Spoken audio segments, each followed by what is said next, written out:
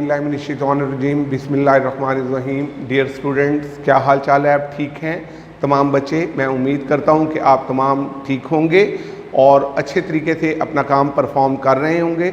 हमारे ये लेक्चर देने का मकसद पूरा हो रहा है अल्हम्दुलिल्लाह। मैं आपका काम चेक कर रहा हूँ, बेटे आप अच्छा परफॉर्म कर रहे हैं। तो लेकिन बेटे मेहनत की जो है वो ज़रूरत हमेशा रहती है। कभी भी कोई काम मुकम्मल आप करके भी आप ये मत समझिए कि आपने बिल्कुल परफेक्ट तरीके से उसे ख़त्म कर लिया। फिर भी आप उसे लगे रहें, रिवाइज करते रहें इंशाअल्लाह तालाहुल अज़ीज़ फिर आप और ज़्यादा परफेक्शन की तरफ चले जाएंगे। जी बच्चों, लास्ट मैंने लेक्चर आपको दिया था एक्सरसाइज नंबर 2.1 से 2.5 तक का रिवीजन, उसकी थियोरेटिकल बेस, ताकि उसके फार्मूलों की रिवीजन आपको करवा दी थी ताकि आप लोग उसे फार्मूलों वाइज अच्छे तरीके से स्ट्रॉन्ग कर लें और आप अच्छे तरीके से अपने मैथमेटिकल वर्क को, उसके न्यूमेरिकल को अच्छे तरीके से परफॉर्म करें। तो आज बच्चों हमारा जो टारगेट है एक्सरसाइज नंबर 2.6 टू 2.10 तक का है। तो बच्चों मैंने इधर लिखा है क्लियरली कि chapter number 2 exercise number 2.6 to 2.10 जी। तो डिफरेंशिएशन से मुतल्लिक वही बात आगे प्रलॉन्ग करूंगा, कुछ बातें आपके साथ ऑरल डिस्कस करूंगा। बच्चों बात ऐसा होता है कि हमें एक कर्व दे दिया जाता है y is equal to f of x, और हमें ये बात कही जाती है कि इसके 2 डेरिवेटिव निकाल लें, इसके 3 डेरिवेटिव निकाल लें, और इवन के बाद का 4 डेरिवेटिव भी मांग लिए जाते हैं। तो एक्सरसाइज नंबर 2.7 जो है 2.6 टू 2.10 तक, 2.6 में आप हायर डेरिवेटिव पढ़ेंगे।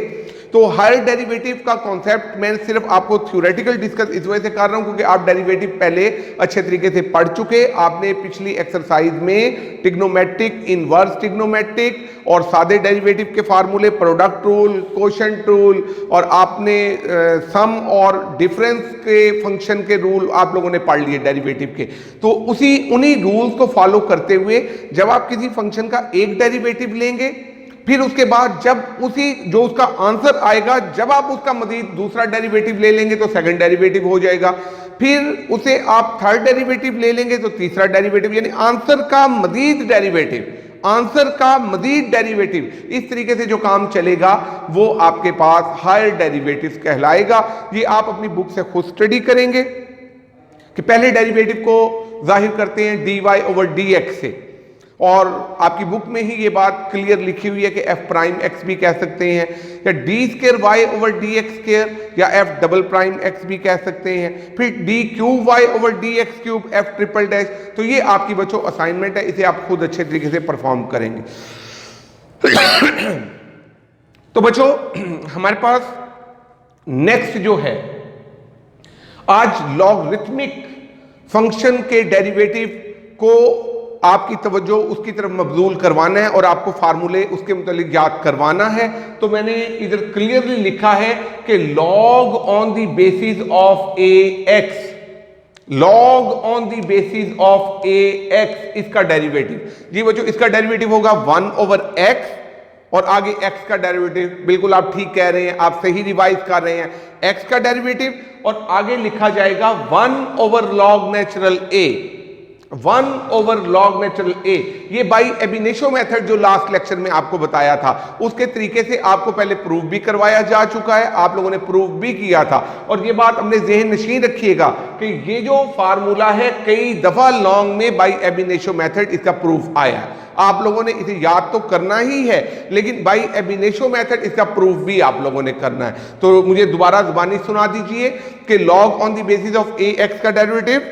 जी बच्चों 1 ओवर x, आगे x का डेरिवेटिव 1, और आगे 1 ओवर लॉग नेचुरल a। ठीक है, सेकंड नंबर के ऊपर लॉग नेचुरल x का derivative 1 over x, log natural x का 1 ओवर x, और आगे आपके पास x का डेरिवेटिव होता है वो 1 हो गया, वो नहीं मैंने लिखा। और इसी तरह आगे a रेज़्ड पावर x का डेरिवेटिव, जी a रेज़्ड पावर x का derivative, a raised power x। अक्सर बच्चे सोच रहे हैं कि सर ये तो पावर है, पावर रूल क्यों नहीं लगाया? बच्चों ये पावर रूल इधर नहीं लग सकता। पावर रूल तब लगेगा जब variable raise to power any constant होगा, any real number, any rational number. आप कह दें x raise to power n, तब आप पावर रूल लगाएंगे। यहां पे तो कांस्टेंट की पावर वेरिएबल है तो पावर रूल बच्चों नहीं लगेगा। इसे आप लोगों ने प्रूव करना है एबिनेशन मेथड से, इसे भी कि a रेज़ पावर x का derivative a raise power x ही आगे लॉग नेचुरल a, साथ याद कर लीजिए। अब मुझे दोबारा सुनाएं पहले, log on the basis of ax का जी ठीक कह रहे हैं, 1 over x 1 over log natural a, और लॉग नेचुरल x का 1 ओवर x, और thirdly a raise power x का जी a रेज़ पावर x आगे लॉग नेचुरल a, और अब मुझे ज़बानी बताएं e रेज़ पावर x का जी e रेज़ पावर x का e रेज़ पावर x और आगे लॉग नेचुरल e होगा वो 1 हो जाएगा। इस वजह से e रेज़ पावर x का derivative e rays power x ही होता है। दोबारा इस स्लाइड को जरा गौर से देखिए, log on the basis of ax 1 over x 1 over log natural a, log natural x का 1 over x, a raise power x का a raise power x log natural a, इसी तरह से lastly e rays power x का e rays power x। ये फार्मूले आपको अच्छे तरीके से आएंगे तो आप उस एक्सरसाइज को 2.7 को परफॉर्म कर सकेंगे।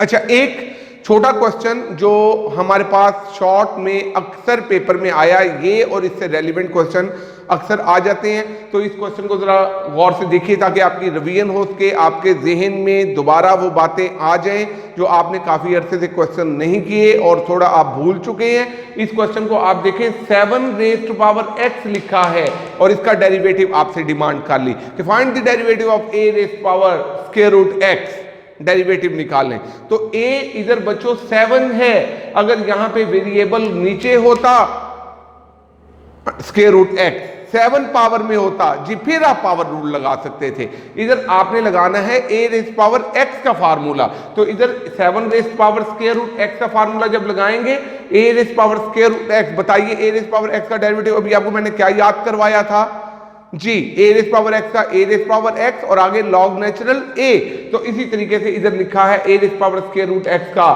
a raise power square root x, फिर आगे स्क्वायर रूट x का यानी x रेज़ पावर 1 ओवर 2 का फिर डेरिवेटिव, और आगे log natural 7 log natural a। अब मुझे बताइए जी बच्चों, यहां पे पावर रूल आप समझ रहे हैं, लगा सकते हैं, जो आपको पहले प्रैक्टिस करवाई क्वेश्चन की जी, आपको बताया था x रेज़ पावर n का जी, पावर नीचे और पावर में से एक कम 1 ओवर 2 नीचे आएगा, x की पावर -1/2 होगी। जब -1/2 नीचे आएगा तो स्क्वायर रूट x में आ जाएगा, ये लिखा है 2 स्क्वायर रूट x और आगे log नेचुरल 7 आ गया। तो बच्चों इस क्वेश्चन को अच्छे तरीके से खुद हाथ से रिटन प्रैक्टिस कीजिए और इससे रेलिवेंट और बाकी क्वेश्चन और जो भी इससे मुतल्लिक क्वेश्चन हैं या जो मैंने फार्मूले आपको बताए उनसे रेलिवेंट उन फार्मूलों को मलहूज़े खातिर रखते हुए उन फार्मूलों को याद करके उसके मुताबिक इम्प्लीमेंटेशन करें तो इंशाअल्लाह ताला हुल अजीज आपसे सारे क्वेश्चन हो जाएंगे। तो अब बच्चों मैं आपको जो नेक्स्ट बात बताना चाहता हूं कि अगर क्वेश्चन आ जाए इस तरीके का कि log on the basis of ax log on the basis of 2x cube plus 1, इससे रेलिवेंट सिर्फ और सिर्फ एक एग्जाम्पल है। मजे की बात यह है कि सिर्फ और सिर्फ इस से मुतल्लिक एक एग्जाम्पल ही है, एक्सरसाइज में कोई क्वेश्चन नहीं है और वही एग्जाम्पल पेपर में अक्सर रिपीट होती रहती है। तो इस वजह से आपको इस चीज के ऊपर भी अच्छे तरीके से कमांड होनी चाहिए ताकि फार्मूले आएंगे तो आप इसकी इंप्लीमेंटेशन इजीली कर लेंगे। फॉर एग्जाम्पल जरा देखिएगा कि यहां पे लिखा हुआ है log on the basis of 2x cube plus 1, जब आप इधर डेरिवेटिव इसका लेंगे d ओवर dx, तो मुझे बताइए log on the basis of a और इस पूरी चीज को अपने जहन में x समझ लीजिए, बताएं क्या था बड़ा फार्मूला 1 ओवर x, तो ये वाली सारी की सारी चीज बेस में आ जाएगी 1 ओवर x क्यूब प्लस 1 और x का डेरिवेटिव बताइए मुझे जुबानी x क्यूब का 3x स्क्वायर, 1 का डेरिवेटिव नहीं और आगे 1 ओवर लॉग नेचुरल 2, a का रोल 2 प्ले कर रहा है 1 ओवर लॉग नेचुरल 2। तो जस्ट हमने फार्मूले को याद किया और उस फार्मूले की मुकम्मल इंप्लीमेंटेशन कर डाली, तो जो आपके सामने ये लिखा हुआ है। तो इसी तरह से आपके पास एक्सरसाइज में लॉग से मुतल्लिक क्वेश्चन है। एक क्वेश्चन मैं आपको वैसे बता रहा हूं जबानी कि बेटे अगर variable raise to power variable होगा, ये मैं आपको ज़बानी बात बता रहा हूं, आपकी मेमोरी रिकॉल कर रहा हूं कि जब भी variable raise to power variable होगा तो आपको दोनों साइड पे पहले लॉग अप्लाई करना पड़ेगा। ये आप अपने ज़हन में बात नोट कीजिए।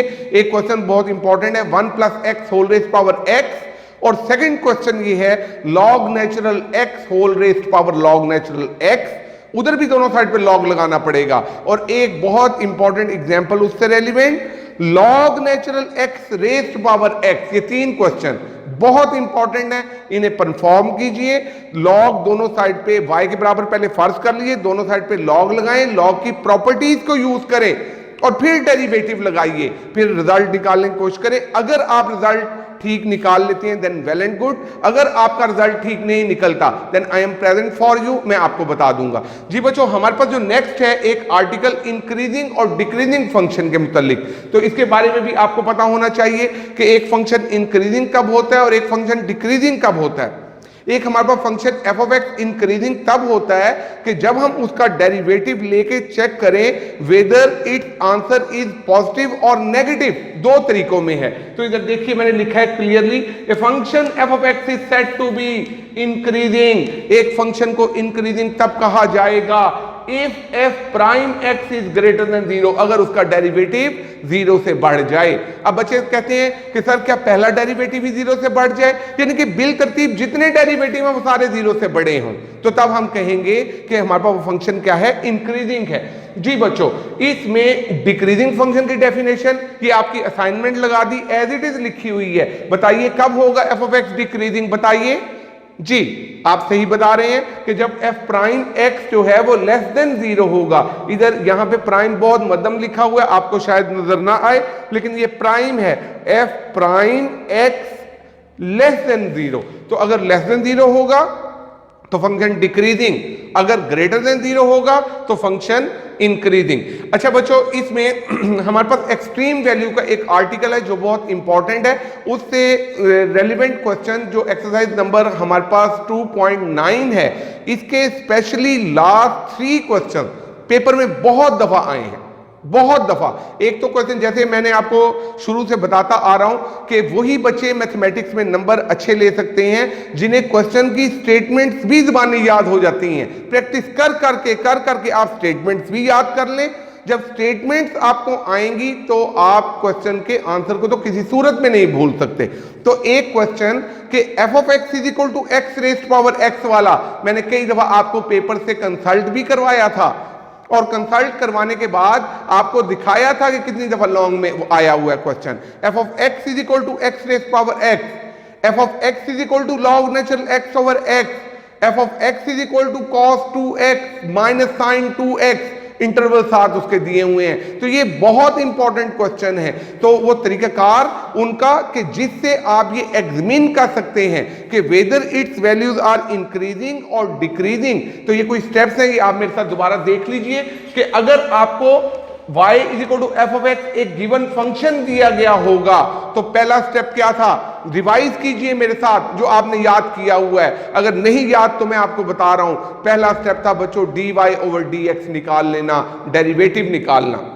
बताइए मुझे दूसरा स्टेप क्या था, दूसरा स्टेप था d square y over d x square निकालना, सेकंड डेरिवेटिव।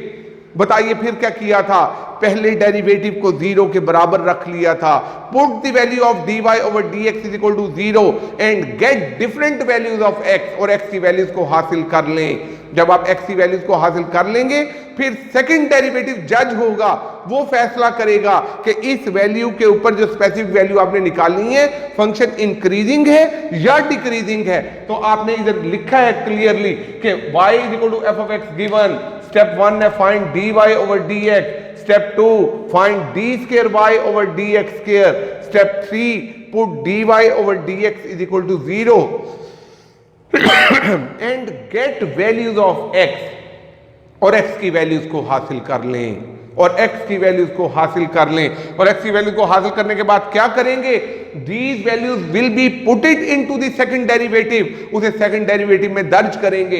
इधर लिखा है d square y over d x square at x, अगर इसके अंदर x पुट किया गया और जवाब ग्रेटर देन जीरो आ गया then function has minimum value at x, तो फंक्शन की वैल्यू मिनिमम है।